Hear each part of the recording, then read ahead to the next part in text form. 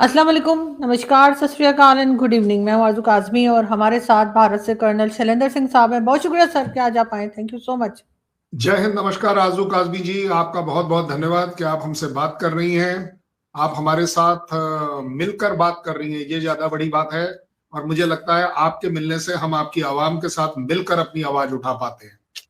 बहुत शुक्रिया सर कि आज आप आए हैं और हमेशा आपसे बात करके अच्छा लगता है। लेकिन सर आज हिंदुस्तान पाकिस्तान की बात हम नहीं कर रहे हैं, ना बांग्लादेश की तरफ जा रहे हैं। सर आपको पता है कि ट्रंप ने क्या किया है। मुझे डिटेल में जाने की जरूरत नहीं है। बहुत से लोगों को कई कंट्रीज में अब ये डर हो गया कि कहीं उनको भी ना उठा के ले जाया जाए। तो सर ये क्या हुआ है और आपके ख्याल से ट्रंप को क्या ऐसा करना चाहिए था कि वेनेजुएला के प्रेसिडेंट को उठा के ले गए, उनको कह रही थी वहां पर उनके खिलाफ केस चलेगा। तो सर ये राइट या ये पावर जो है ये अमेरिका को या ट्रंप को किसने दी है? बड़ा डिफिकल्ट सा सवाल है, क्योंकि मुझे नहीं लगता कि कोई भी इस बात को बड़ी जिम्मेदारी के साथ एनालाइज करके बता देगा कि ऐसा क्यों किया गया। लेकिन एज अ एनालिसिस मैं आपको देता हूं कि दो बातें बड़ी क्लियर हैं। सारा का सारा ब्लेम या क्रेडिट ट्रंप ले रहे हैं कि भाई उन्होंने कराया, उन्होंने कराया, उन्होंने कराया। मैं आपको बड़ी जिम्मेदारी से बता रहा हूं, 2015 में भी ये चीज बोली गई थी ओबामा द्वारा कि Maduro is a national threat. Biden ने भी ये बोला था कि yes, Maduro is not good for us. 17 में एक और बार अटेम्प्ट भी किया गया था कि इस तरह का कुछ कर लिया जाए, लेकिन वहां के वेनेजुएला के जो डिफेंस मिनिस्टर हैं वो इसको ओवरकम कर पाए और वो चीजें नहीं हो पाई जो कि प्लान करी गई थी, इसलिए वो सक्सेसफुल नहीं हुआ। अब आती है बात एथिक्स की। एथिक्स जो दिखाने की कोशिश करी जा रही है यूएस द्वारा, क्योंकि हमें दोनों साइड देखनी चाहिए। क्योंकि आज पहली बार शायद आप और मेरे लिए एडवांटेज ये है कि इंडिया पाकिस्तान इन्वॉल्व नहीं है, तो इसलिए मुझे मालूम है बाय द एंड वो इन्वॉल्व हो जाएगा। नो, आपकी और हमारी फितरत ये जरूर है कि ले देकर हम अल्टीमेटली इंडिया पाकिस्तान पर आ ही जाते हैं, चाहे कोई भी टॉपिक हो। और स्पेशली अगर टेररिज्म का हो, नार्को का हो, नार्को टेररिज्म का हो। What is narco terrorism by the way? We must understand, and अवाम को ज्यादा जरूरत है इस बात को समझने की कि नार्को टेररिज्म होता क्या है।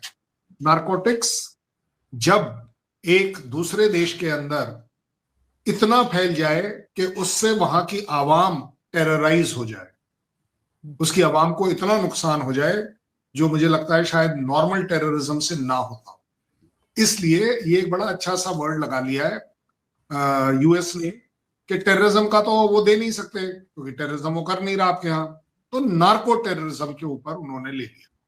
उनका कहना है, जो अपनी तरफ से शायद ठीक भी हो सकता है उनके लिए, कि उन्होंने हमेशा से कहा था कि मदुरो साहब ये बंद करिए, ये आप हमारे यहाँ टेररिज्म मत करिए नार्कोटिक्स से रिलेटेड।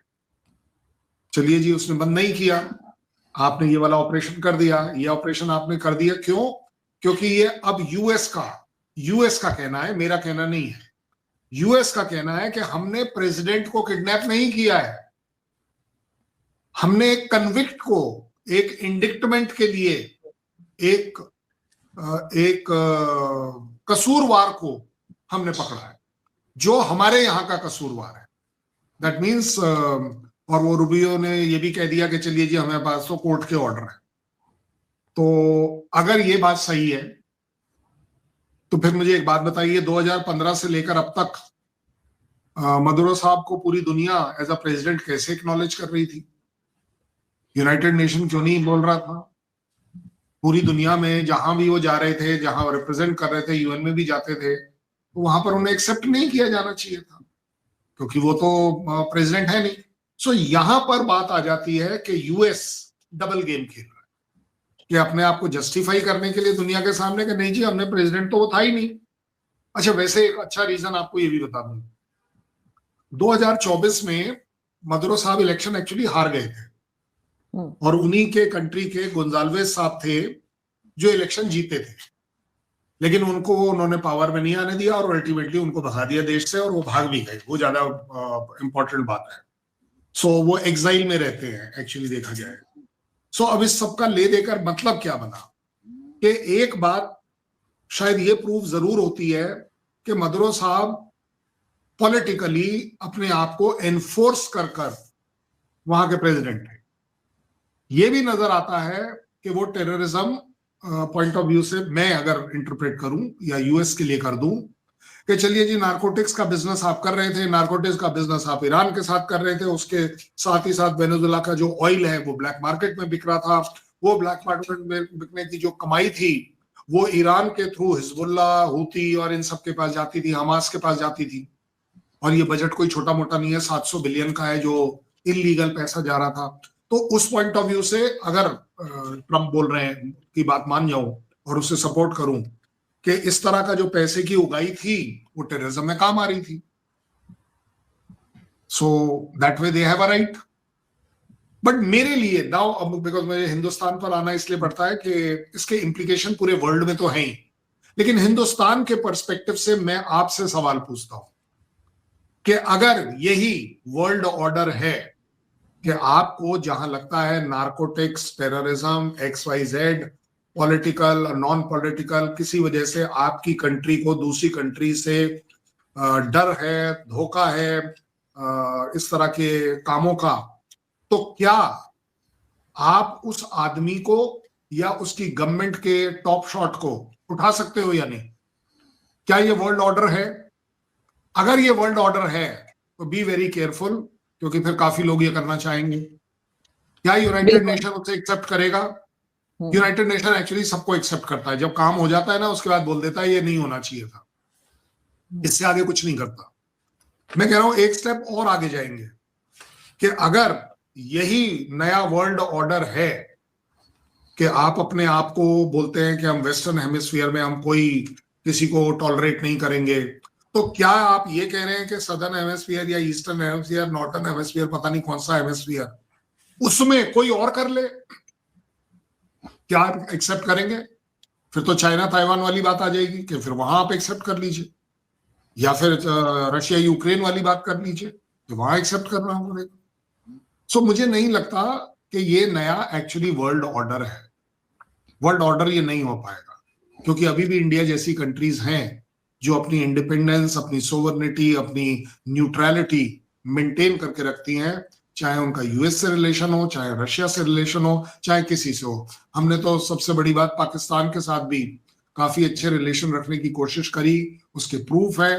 वो नहीं हो पाए, वेल वो एक अलग बात है, तो ताली दो हाथ से बजती है, हम अपने हाथ से बजाते रहे, किसी और ने शायद नहीं बजाई, इंक्लूडिंग नाउ बांग्लादेश, मैं इसलिए कह रहा हूं।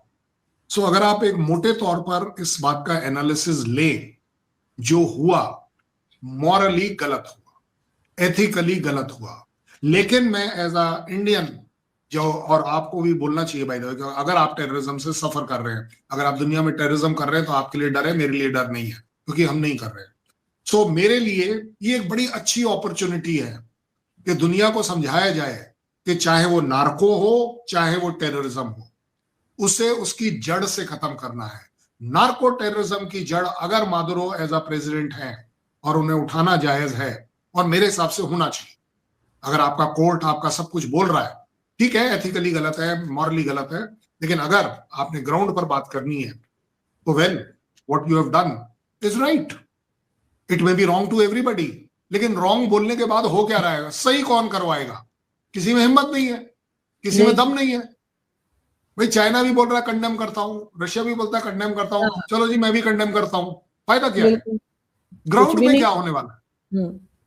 लेकिन सर ये भी तो कहा जा रहा है कि ऑयल वगैरह के लिए ये सब कुछ हो रहा है। ट्रम्प जो है उनको वहां पे ऑयल जो है, ऑयल मौजूद है, तो वो भी उसके ऊपर भी कब्जा करना है, और दूसरी कई चीजें बताई जा रही है जिसमें रेयर अर्थ मिनरल्स वगैरह भी शामिल है। तो क्या वाकई में सर 2 दिन पहले ये जो उठाया है, उससे 2 दिन पहले आपने हो सकता है देखा हो, एक वीडियो भी इन प्रेसिडेंट साहब ने लगाई थी जिसमें उन्होंने एक तरह का चैलेंज दिया था अमेरिका को कि कर लो, क्या कर लोगे? नहीं देखिए, चैलेंजेस वगैरह जो है ना वो तो सभी करते हैं। आप बता दो, एक्चुअली ताइवान चैलेंज नहीं कर रहा चाइना को कि नहीं जी हम आपको छोड़ेंगे नहीं। जापान नहीं बोल रहा कि हम आपको छोड़ेंगे नहीं। आपको लग रहा नहीं है ईरान बोल रहा है हम छोड़ेंगे नहीं अगर हमारे ऊपर कुछ भी हुआ? आपको नहीं लग रहा गाजा भी यही बोलता है कि हम छोड़ेंगे नहीं? ये बोलना जायज है एक्चुअली। और आप बोलेंगे क्या भाई? आप अगर आप देखो, मचाडो मैडम जो उनकी प्रेसिडेंट डेजिग्नेट बनाई गई है सुप्रीम कोर्ट द्वारा वेनेजुएला की, उन्होंने क्या कहा है? उन्होंने भी तो यही कहा कि नहीं, हम अपनी सॉवरेनिटी के लिए लड़ेंगे। उनके डिफेंस मिनिस्टर ने क्या किया है, उसने भी यही कहा है कि हम किसी हालत में, उनके वो टैंक जो है वो सड़कों पर घूम रहे हैं, वो भाई साहब जो करने था वो करके निकल लिया, अब आप टैंक घुमाते रहो। आपको क्या लग रहा है एक फुल फ्लेजेड इन्वेजन होने वाला है, आर्मी बूट्स ऑन ग्राउंड आकर रुकने वाली है, कब्जा करने वाली? ऐसा नहीं होने वाला, क्योंकि अमेरिका इस चीज को अफोर्ड नहीं कर सकता। लेकिन उससे भी बड़ी बात है कि दुनिया अनफॉर्चुनेटली, मॉरली और एथिकली बात जो हम कर रहे थे, दुनिया ने इसको इन्वेजन के तौर पर डिक्लेयर नहीं किया। हर एक कोई बोल रहा है किडनैपिंग करी, ये करी, वो करी, सब कुछ। इन्वेजन क्यों नहीं? इन्वेजन की फिर डेफिनेशन क्या है? इन्वेजन सिर्फ जब ही होता है जब इंडिया पाकिस्तान के बीच में लड़ाई होती है कि जी इन्वेजन हो गया, वो क्या एयर स्पेस वायलेट हो गई, तो it will be act of war. Why this is not act of war? बिल्कुल क्यों? होना क्योंकि यूएस चाहिए। इन्वॉल्व है, क्योंकि यूएस इन्वॉल्व है। सो अगर आप बात करें कि किसने क्या किया, मैं आपको मतलब एज अ पर्सनल बात बता रहा हूं जो मुझे अपने देश में भी खलती है। वो भाई साहब जो करना है कर दो, यूएन बाद में बोलता रहेगा। आपको क्या लग रहा है वो मदुरो वापस करेंगे? चलो 1 मिनट के लिए बात कर लेते हैं, मदुरो को वो वापस करेंगे? सर मैं लगता अगर तो नहीं हाफिज है। सईद मैं अगर हाफिज सईद आपके यहां से उठा लेता हूं, आपको, आप इंटरनेशनल कोर्ट ऑफ जस्टिस में जाके जीत जाते हैं, आपको लग रहा है मैं वापस कर दूंगा? आपने जाधव को वापस कर दिया। ये बड़े लाइव एग्जांपल में इसलिए दे रहा हूं क्योंकि हमें समझ आते हैं। भाई जाधव को आपने फांसी टल गई इंटरनेशनल कोर्ट ऑफ जस्टिस में, आप हार गए या जो भी कह लीजिए वर्ड, लेकिन आपने उसे वापस तो नहीं किया। तो वर्ल्ड इज लाइक दैट। सो मुझे लगता है कि एज अ कंट्री इंडिया इससे काफी कुछ सीखना चाहिए। अगर पाकिस्तान की स्ट्राइक अफगानिस्तान में ठीक है, ईरान के बॉर्डर पर ठीक है, इधर उधर सब जगह ठीक है, तो वेल मेरी भी एक स्ट्राइक ठीक मानी जानी चाहिए। और अगर नहीं भी मान रहे तो कौन, who cares? We give two hoots to that should be our attitude. Problem ये लेकिन है, ये सर जो ऐसा तो एथिक्स और मॉरल का जो मामला होता है ना, ये आप और मेरे जैसों को डराने के लिए होता है अपने आप, कि नहीं यार हम गलत काम नहीं करें, मत करो, सफर करोगे। लेकिन सर जो पाकिस्तान ने जैसे जाधव की आपने बात की या हाफिज सईद की बात की, हाफिज सईद को टेररिस्ट माना जाता है और मतलब यूएन में भी लिखा हुआ है। और इसी तरीके से जो आपके यहाँ के जो जाधव यहाँ पर है, कुलभूषण जाधव, तो उनको कहा जाता है जी वो एजेंट है, वो यहाँ पे कुछ कर रहे थे, जो भी एलिगेशन है। सर मान ली प्रेसिडेंट बात। उठा लिया है इन्होंने। इन्होंने तो सर हद ही कर दी ना अमेरिका ने। उसने तो प्रेसिडेंट उठा लिया वहां का। आप ये घबराइए बात मत, बहुत अजीब है। आप घबराइए मत, सब्र रखो, हौसला रखो। हम मुनीर नहीं उठा रहे, मैं आपको जिम्मेदारी से बोल रहा हूँ। नहीं नहीं सर, वो हमें पता है आप नहीं उठाएंगे। आई विल रिकमेंड के आरजू काजमी साहिबा ने बोला है कि मुनीर को नहीं उठाना है, और नहीं उठाएंगे। जिस दिन शो सर में आप मैंने तो बोलेंगे कि उठाना है उस दिन उठाएंगे। सर मैंने तो किसी का नाम ही नहीं लिया, लेकिन सर बात मैं सारी ये तो है कि इसीलिए मैं तो अपनी तरफ से ले रहा हूँ। लेकिन सर अमेरिका मतलब इतना पावरफुल हो गया सर, किसी को भी उठा गया। सर हमारे यहाँ तो इसलिए नहीं उठाएगा कि ये तो वैसे ही हर बात मान जाते हैं। वो मैं एक कहते नहीं, वो हैं, आपका आप नहीं वो उठाएंगे बैठने ना। को कहते हैं सर, ये लेट जाते हैं हमारे वाले तो मैं सर, इसलिए मैं हमें नहीं उठाएंगे। मैं आपको बता रहा हूँ, आप बड़ी नादान है। मैंने तो कभी नहीं कहा कि यूएस उठाएगा, पता नहीं कौन उठाएगा मुझे तो नहीं पता। अब ये भी मेरे से ही बुलवाओगी कि उठाएगा भी कौन। लेकिन ये as a policy, as a India, मैं आपको बता रहा हूं, we don't support such things. We don't have, हमारे कैरेक्टर में नहीं है, कमजोरी है। मैं तो कहता हूं इंडिविजुअली मेरा ये सोच है, ये हमारी कमजोरी है कि हम मॉरली इतना ज्यादा बायस्ड हैं कि नहीं यार भगवान के सामने कोई गलत काम नहीं होना चाहिए, अल्लाह के सामने गलत नहीं होना चाहिए, किसी को उठाना ठीक है या नहीं है, वगैरह वगैरह। और इसीलिए आप देख रहे हैं हम सफर कर रहे हैं। बट उससे भी बड़ी बात यह है, ये जो आपने बात करी ना ऑयल की, क्योंकि वो रह गया पॉइंट, सबसे बड़ा point, is it actually a war of oil?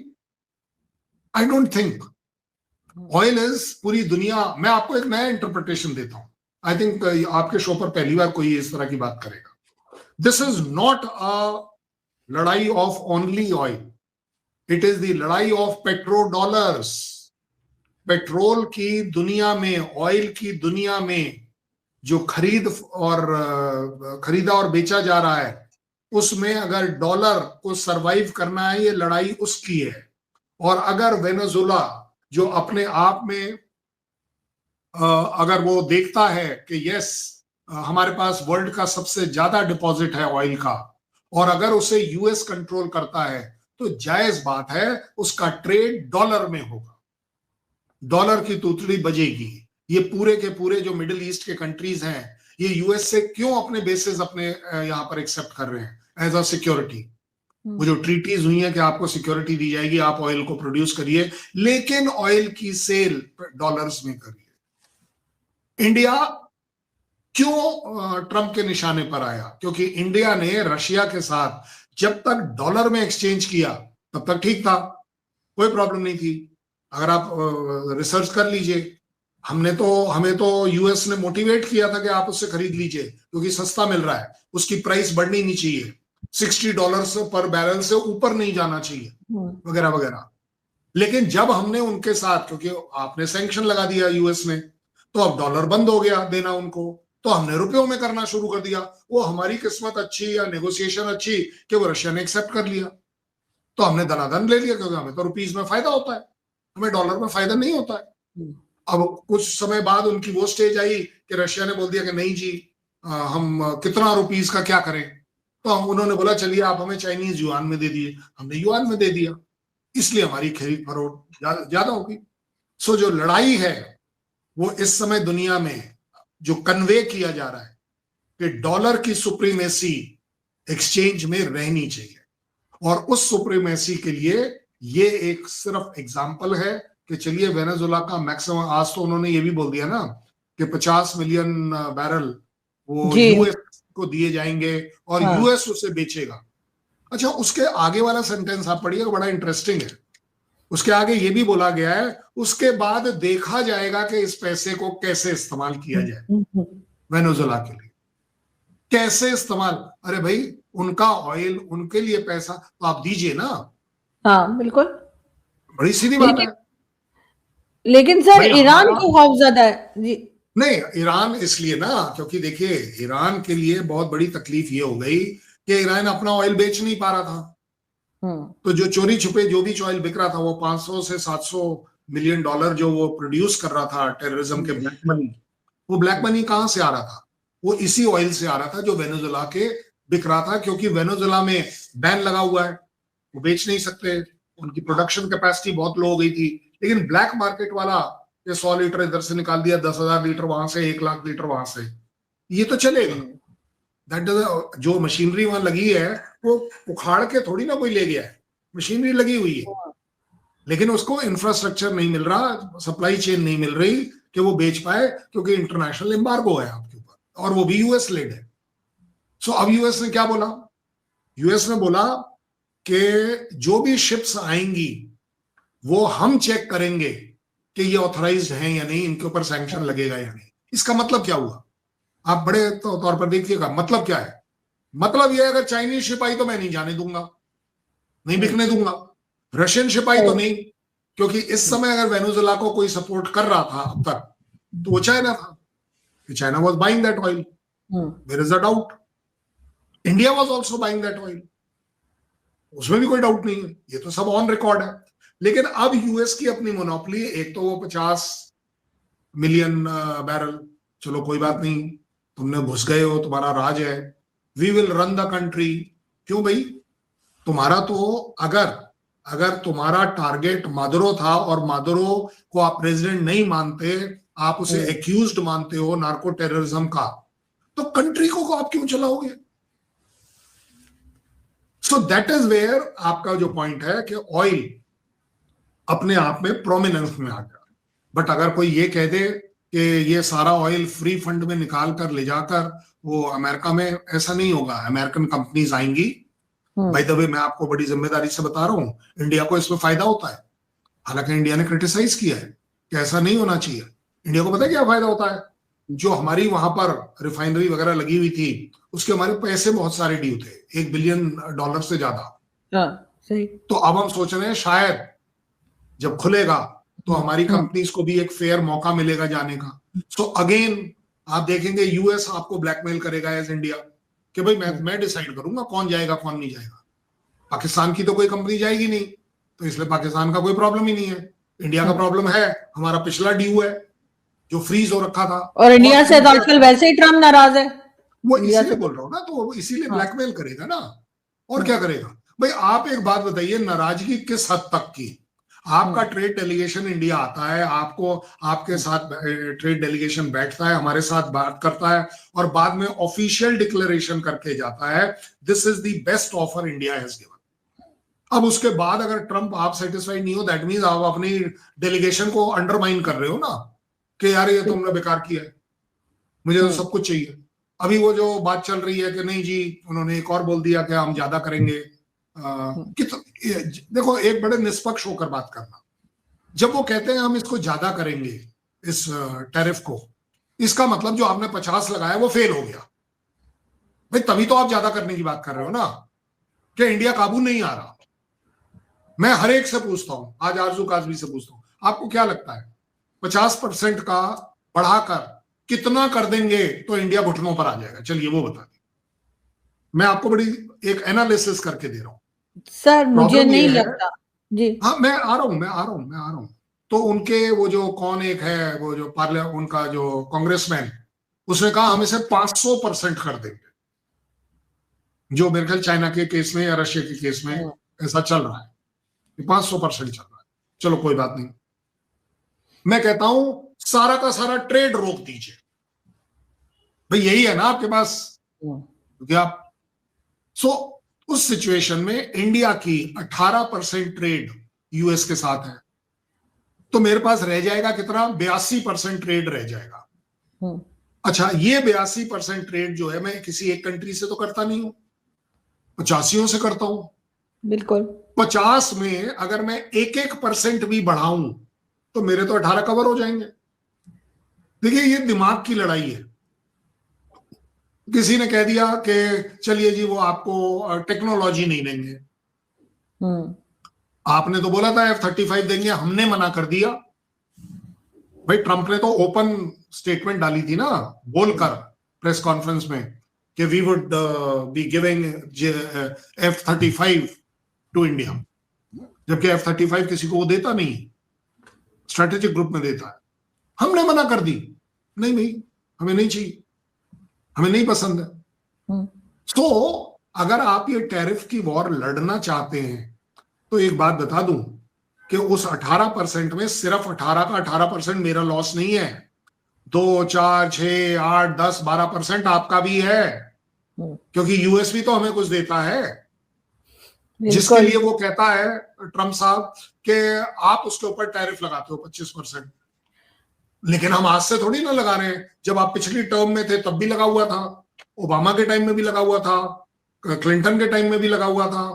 हम अपना डेयरी प्रोडक्ट्स, आपके मार्केट जो है वो आपके लिए नहीं खोल रहे हैं, वो अब से थोड़ी ना खोल रहे हैं, 85 साल से नहीं खोल रहे। एग्रीकल्चर में हम आपको नहीं आने दे रहे, हम अपने को प्रोटेक्ट कर रहे हैं कि भाई हमें ये आपका जो जीएम फूड है वो नहीं चाहिए। तो ओवरऑल अगर आप देखें ना, ट्रंप क्या कर रहे हैं, Trump is not terrorising India, Trump is terrorising the western hemisphere. European union जो थोड़ा बहुत आवाजें निकाल रहा था, और आवाजों का प्रूफ दे रहा हूं आपके सामने, ट्रंप ने बोला हम यूक्रेन को मिलिट्री सप्लाई नहीं करेंगे, जब वो नया नया आया था अभी सेकेंड टर्म में। पूरा यूरोपियन यूनियन खिलाफ हो गया, बोले नहीं जी हम तो देंगे। नेटो कंट्रीज के लिए उसने क्या बोला, आप सबको अपनी कंट्रीब्यूशन बढ़ानी पड़ेगी, सिर्फ यूएस नहीं डालेगा। नेटो कंट्री अगेंस्ट हो गई आपके। लैटिन अमेरिकन कंट्रीज आपके साथ कभी चली नहीं रही थी, कहने के लिए वो अमेरिकन बोलने वाली बात है, लेकिन थे वो लैटिन। तो अगर आप ओवरऑल देखें ना, तो अब होगा क्या, एवरीबडी विल टाइम पास, कि 2 साल और है, निकालो, खत्म करो, कोई तो ढंग का बंदा आएगा। अदरवाइज मैं आपको बता रहा हूं, इसमें लॉस सिर्फ दुनिया का है। ट्रंप जैसे आएंगे और जाएंगे। अब क्या आप ये कहना चाहते हैं कि कल नॉर्थ कोरिया के किम साहब जो हैं, अगर उन्होंने अपनी न्यूक्लियर बॉम्ब दाग दिया यूएस की तरफ, तो आप सपोर्ट करेंगे या अगेंस्ट जाएंगे? अब ये वाली सिचुएशन आ गई कि अरे भाई, जब जैसे करना है और करना अलाउड है, अगर यही नया नॉर्मल है, क्योंकि किम के हिसाब से US is the biggest terrorist. मेरे हिसाब से deep state of US is the biggest terrorist all over the world. ऐसा ही है। लेकिन सर यहाँ पे बहरहाल ट्रम्प की घबराहट दिखाई दे रही है, जो अजीब अजीब किस्म की हरकतें कर रहे हैं। पहले कभी टैरिफ लगा रहे थे, कभी कुछ कर रहे थे, और अब उन्होंने ये नया काम शुरू किया। वैसे कहा यह जा रहा है कि अभी तक उनके दौर में, यानी उनका जो टेन्योर है उसमें तकरीबन 7 के करीब कंट्रीज के ऊपर वो इस किस्म के अटैक कर चुके हैं। अब देखें आगे किस तरह से चलते हैं और कौन इनको रोकता है। वैसे तो रशिया और चाइना 2 बड़ी कंट्रीज हैं जो कि ट्रम्प को शायद कोशिश कर रहे हैं रोकने की। नहीं रोकेंगे, आप मान लीजिए मेरी बात। रशिया बहुत बुरी तरह से ऑलरेडी अपनी इकोनॉमी में अटका हुआ है, यूक्रेन के साथ अटका हुआ है, कहां जाएगा वो? चाइना का सोल एम जिंदगी में सिर्फ बिजनेस करना है। चाइना कभी बूट्स ऑन ग्राउंड नहीं डालेगा कि चलिए जी हम इसके फेवर में या उसके फेवर में आ जाते हैं। वेनेजुएला के पास इतनी तगड़ी एयर डिफेंस सिस्टम है, आर्मी है, प्रॉपर एयरफोर्स है, 30 ही जहाज सही, 30 जहाज कम नहीं होते अगर आप करने पर आ जाए। जज्बे वाली बात कर रहा हूं मैं। सो आप देखेंगे कि ये जो सिस्टम है ना, ये सिर्फ आप और मेरे जैसे लोग बात करते रहेंगे कि क्या अच्छा है क्या बुरा है, ऐसा नहीं होना चाहिए, मोरालिटी ये बोलती है, भगवान से डरो, इंसानियत का रिस्पेक्ट करो। ये सारे वर्ड्स इन लोगों के लिए एप्लीकेबल नहीं है, मानो मेरी बात।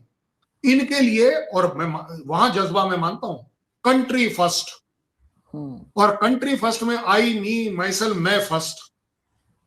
मैं तो अप्रिशिएट करूंगा भाई कि आपके यहाँ के जो सीडीएफ साहब हैं वो अपने रेयर अर्थ मटेरियल जाकर बेचें, देश के लिए कुछ पैसा लाएं, कोई प्रॉब्लम नहीं है, देश के लिए कर सकता आदमी। लेकिन भाई साहब, देशवासियों को कौन देखेगा? जो देश के अंदर आपकी महंगाई बढ़ रही है उसको कौन देखेगा? रेयर अर्थ मटेरियल नहीं, आपको इंफ्रास्ट्रक्चर चाहिए। इंडिया ने थोड़ा सा इंफ्रास्ट्रक्चर बनाया, आप देख रहे हैं कि अब उसकी स्पीड इकोनॉमी के तौर पर बढ़ रही है, लोगों की घट रही है। इसमें मैं जरूर मानता हूं डीप स्टेट हमारे भी अगेंस्ट काम कर रहा है, ऐसा नहीं है। अगर वो हमें पाकिस्तान के साथ उलझाना चाहता है, बांग्लादेश के साथ उलझाना चाहता है, इंटरनली उलझाना चाहता है, क्यों? कि थोड़ा सा प्रोग्रेस रेट कम हो। ये डीप स्टेट के लिए कोई बड़ी बात नहीं है, ये बड़ा अच्छा काम मामला है। और एक बात बता दूं, इंडिया टारगेट पर इसलिए भी होगा यूएस के, क्योंकि यूएस की जो बिगेस्ट थ्रेट निकल कर आई है डॉलर्स की, पेट्रो डॉलर्स वाली, वो निकल आई है ब्रिक्स से। और उस पर ट्रंप ने बड़ी ओपनली कहा है कि मैं ब्रिक को तोड़ दूंगा, डिसमेंटल कर दूंगा। क्योंकि ब्राजील ने इंडिया का साथ दे दिया ये बोलने में कि नहीं जी हम तो अपनी करेंसी चलाएंगे, हम जो ब्रिक कंट्रीज हैं आपस में अपना 1-to-1 एक्सचेंज करेंगे, हम डॉलर के ऊपर क्यों पड़े रहे? बिल्कुल भाई, डॉलर प्रिंट कोई और कर रहा है, फायदा किसी और को हो रहा है, आप पाकिस्तान और मेरे बीच में हम एक्सचेंज कर रहे हैं। Why will we do that? सीधी बात है, मैं बार्टर करना पसंद करूंगा, मैं म्यूचुअल पैसा लेना देना पसंद करूंगा। सो हमारे लिए थ्रेट ये है कि यस, बट अपने आप में इस तरह की सिचुएशन कहीं रिपीट हो जाए तो सर, आपके यहाँ तो प्रेसिडेंस है कि चलिए जी वो ओसामा को उठाकर ले गए, आपके साथ मिलकर, बिना मिले जो भी कह लें। बट हमारे यहाँ ये पॉसिबिलिटी इसलिए नहीं है क्योंकि इंडिया ने अभी तक ऐसा कोई कार्ड नहीं खेला है जो ये कह दे कि नहीं जी हम अमेरिका के अगेंस्ट है। हम ट्रंप के अगेंस्ट हो सकते हैं आज की तारीख में, but we have never been against America. In our Quad में हम उनके साथ हैं, आपके G7 G4 पता नहीं कौन से उनसे ग्रुप में हम उनके साथ चलते हैं, सब जगह हम उनके साथ, और हमने कभी क्रिटिसाइज नहीं किया है। हमने सिर्फ ट्रंप की एक पर्टिकुलर एक्शन को क्रिटिसाइज किया है। आपके यहाँ से लोगों ने मेरे से सवाल भी पूछा कि नहीं जी आप तो हाउडी मोदी करने गए थे। बोले जी उसने बुलाया था ना, भाई गरज मेरी नहीं थी। मैं आप एक बात बताओ, अगर आजू काजमी साहिबा मुझे बोले कि सर आप आइए पाकिस्तान और हमारे साथ बैठकर शो करिए, तो इसमें मेरी क्या गलती है? So same goes for Modi, कि मोदी साहब को बुलाया गया, ट्रंप को लगा कि यहां पर आने से कुछ मुझे फायदा होगा या नहीं होगा वो एक अलग बात है, लेकिन उन्होंने बुलाया। और एक बात बता दीजिए, चलिए अगर शायद हमने गलत कर दिया, कौन सा ऐसा कंट्री है जो ट्रंप को या यूएस को मना कर पाए? किसमें है ये मादा, किसमें है ये हिम्मत? लेकिन बिल्कुल नहीं सर, आप सही कह रहे हैं, कोई मना नहीं कर पाएगा। लेकिन मैं लास्ट में ये जरूर कहूंगी कि जो भी साथ बैठा हो, चाहे हिंदुस्तान अमेरिका के साथ बैठा हो या किसी भी कंट्री के साथ कोई भी बैठा हो, तो सर उससे ये साबित नहीं होता कि दूसरा आपका दोस्त भी है या दूसरा आपके लिए कुछ बेहतर करेगा, वो आपका नुकसान भी कर सकता है। तो इसलिए अगर अमेरिका भारत के साथ बैठा रहा हर जगह पे क्वाड वगैरह में, तो उसका ये मतलब नहीं है कि वो आपके लिए कुछ बेहतर सोच रहा था। वो कहीं ना कहीं आपको उसने डैमेजेस बारह किए हैं जो कि ये उसमें नहीं होने हमें चाहिए। क्वाड में हमारे साथ वो सिर्फ चाइना की वजह से है भाई। Quad is anti China, it has got nothing to do with Pakistan. बिल्कुल नहीं, पाकिस्तान नहीं इज सर, टू पाकिस्तान की स्मॉल। बात नहीं है नहीं, मैं सर, किसी भी इसी और तरीके। Country, it is specific to China, हाँ, मैं ये कह रहा हूं। और इसी तरीके से सर इस वक्त जो अमेरिका पाकिस्तान के साथ दिखाई दे रहा है, तो पाकिस्तान का भी कोई वो भला नहीं सोच रहा है, पाकिस्तान को भी कोई सवाल वो ही नहीं बेहतरी नहीं। उठता। अरे सर जनाब, नुकसान ही पहुंचाएगा। आप तो भुगत चुके हैं इसके पिछले वाले टेन्योर हाँ, में। बिल्कुल। पिछले टेन्योर में ही आपके कितने गले मिला हाँ, आपको पता है। हाँ बिल्कुल ही सर, वॉज द लेकिन फर्स्ट वन टू से कि हम आपका आपका पैसा बंद एग्जैक्टली करेंगे। exactly, लेकिन सारा सर कुछ अब बंद किया, आपकी बिल्कुल। तकलीफें बढ़ी। हाँ आपको क्या लेकिन लग रहा सर, है कि अगर आप ग्रे लिस्ट में गए तो इंडिया की वजह से गए? नहीं किसकी नहीं वजह सर, से ही गए? बिल्कुल। और सर इस क्योंकि वक्त भी जो गलती पाकिस्तान मेरे मुझे लगता है दोहराने जा रहा है अपनी वही गलती जो पहले कर चुका है अमेरिका के साथ, लेकिन अनफॉर्चुनेटली इनको अक्ल नहीं आ रही, या फिर शायद इनका कोई अपना बेनिफिट है जिसकी वजह से ये ऐसा करते जा रहे हैं। बहुत शुक्रिया सर कि आपने आज ज्वाइन किया। Thank you so much. I hope कि जल्दी हम फिर मिलेंगे। Thank you. जय हिंद, नमस्कार, बहुत बहुत धन्यवाद।